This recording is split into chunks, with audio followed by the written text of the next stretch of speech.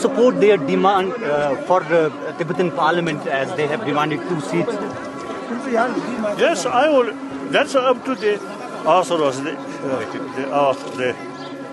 ex-parliament. So I already asked them since many years. So I feel that they have the right. One of the important sort of tradition.